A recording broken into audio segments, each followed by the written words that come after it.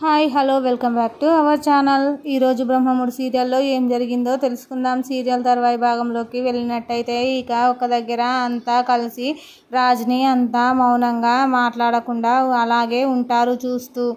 ఏంటి పిలిచి మాట్లాడరు అని అంటాడు రాజు. అది మరి అని అపర్ణాదేవి మీద మొదలు పెట్టబోతుంటే, మీరు మాట్లాడకండి, నేను మిమ్మల్ని ఎంతగానో నమ్మాను, కానీ మీరు నన్ను నా మనసును చాలా బాధ పెట్టారు. నేను మీ కొడుకు స్థానంలో నిలబడి మీ పుట్టినరోజు కూడా జరిపించాను, అన్నదానం కూడా చేయించాను, కానీ మీరు నన్ను చాలా బాధ పెట్టారు అని అంటాడు రాజు. ఇంకా వెంటనే ఇందిరాదేవి అందుకుంటుంది. చూడు రామ్, వీళ్ళు నీ దగ్గర నిజం దాచిపెట్టడం తప్పే, కానీ అలా చేసి ఏం చేశారు? నీతో ఏదైనా చేయకూడని పని చేయించారా? అన్నదానమేగా అని అంటుంది అపర్ణాదేవి. చనిపోయిన అమ్మ సమాధి మీద డేట్ చూశాను అనేగా చెప్పాడు. ఈరోజు అపర్ణాదేవి గురించి అన్నదానం చేసినట్లు ఎప్పుడు చెప్పాడు, కానీ ఇప్పుడు ఇలా చెప్తున్నాడు, విచిత్రంగా అంటుంది. అదే చెప్పేయొచ్చుగా అంటాడు రాజు. ఇంకా కళావతి నన్ను చూడగానే ఎవరో తెలియనట్లుగా చూసేసరికి తను ఏ ఉద్దేశంతో అలా చేసిందో అర్థం కాక నేను కూడా తెలియనట్లే ఉండిపోయాను బాబు అంటుంది అపర్ణాదేవి నీళ్లు నమిలినట్టు చూస్తూ ఉంటుంది.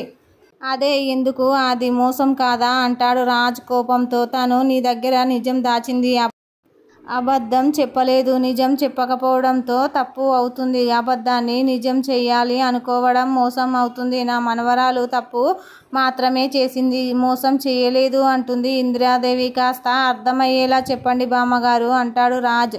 ఇంకా అర్థం కాలేదా? నువ్వు తనని చూసినప్పటి నుంచి ఎలా అయినా కలవాలి అనుకుంటున్నావో, తను కూడా నిన్ను అలాగే కలవాలి అని అనుకుంటుంది అని చెప్తుంది అపర్ణాదేవి. రాజ్ అయోమయంగా చూస్తూ ఉంటాడు. అపర్ణాదేవి మాట్లాడుతూనే ఉంటుంది. తన ఫోన్ కోసం నువ్వు ఎలా అయితే ఎదురు చూస్తుంటావో, ఇటువైపు కూడా తను నీ కోసం అలానే ఎదురు చూస్తోంది. తను వంట చేసి మీ ఇంటికి పంపించింది తెలుసా? నువ్వు తన ఇంటికి వస్తే తాను అంత రుచిగా నీకు వండి పెట్టగలను అని చూపించడానికి అని చెప్తుంది అపర్ణాదేవి. ఇంకా వెంటనే ఇందిరాదేవి, అవునరా, నువ్వు గుడికి వెళ్తున్నావు అంటే కష్టపడి షర్టు కుట్టి ఎందుకు పంపించింది అనుకున్నావు? నీకు సంబంధించిన చిన్న చిన్న విషయాల గురించి కూడా నేను ఆలోచించాలను అని తెలియచెప్పడానికే అని చెప్తుంది ఇందిరాదేవి. దానిలో అంత అర్థముందా అంటూ నోరు వెళ్ళబెడతాడు రాజు. ఇంకా వెంటనే స్వప్న, రామ్ నీకో మైండ్ బ్లాక్ అయ్యే విషయం చెప్పనా అంటుంది. ఇంకా ఈరోజు మా చెల్లికి చీర పట్టుకొని వచ్చావు కదా, ఈరోజు ఇంట్లో మేము ఎవ్వరం లేమనుకున్నావు కదా, కానీ మేమంతా అక్కడే ఉన్నాం. మా చెల్లెలు అలా మేనేజ్ చేసింది తెలుసా నీకు అని అంటుంది. ఎందుకు మేనేజ్ చేసింది అంటాడు రాజు. వెంటనే అప్పు ఇంకా అర్థం కాలేదా బావగారు మీకు అంటుంది.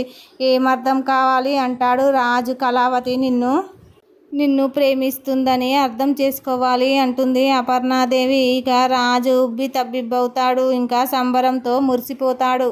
అంటే కళావతి నన్ను అని రాజ్ మురిసిపోతూనే, అయ్య బాబోయ్, ఈ విషయం ఇన్ని రోజులు తెలియక పిచ్చోడిలా తిరుగుతున్నాను, ఈ టైం వేస్ట్ చేశాను, అప్పుడు ఎలా అని అనుకుంటూ ఉంటాడు. ఇంకా అందరి ముందు ఏదో అయిపోయింది, ఇప్పుడు ఏం చెయ్యాలో అది ఆలోచించు అని అంటుంటారు. ఇంకా అపర్ణాదేవి నవ్వుతూ వెంటనే రాజ్, అయితే నేను డైరెక్ట్గా వెళ్ళి తనను ఇష్టపడుతున్నాను అని చెప్పేస్తాను అని అంటాడు ఇందిరాదేవితో రాజ్. అప్పుడే ఇందిరాదేవి ఆమెనితో పెళ్లికి రెడీ అయ్యి తనను ప్రేమిస్తున్నానని అంటే ఎలా నమ్ముతుంది అని అన్నయ్య అని అంటాడు ఇంకా కవి.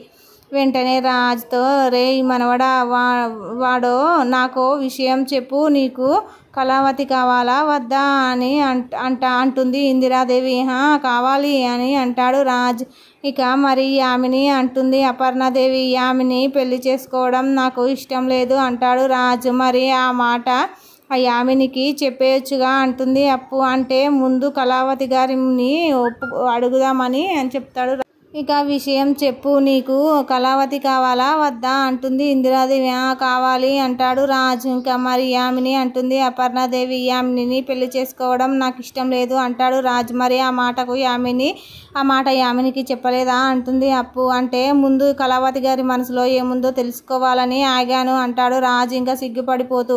అలా తెలుసుకోవాలంటే తన మనసుకి దగ్గరయ్యే ప్రయత్నం చేయాలి, అప్పుడే మనసులో మాట బయటపడుతుంది అని కళావతి అంటుంది స్వప్న.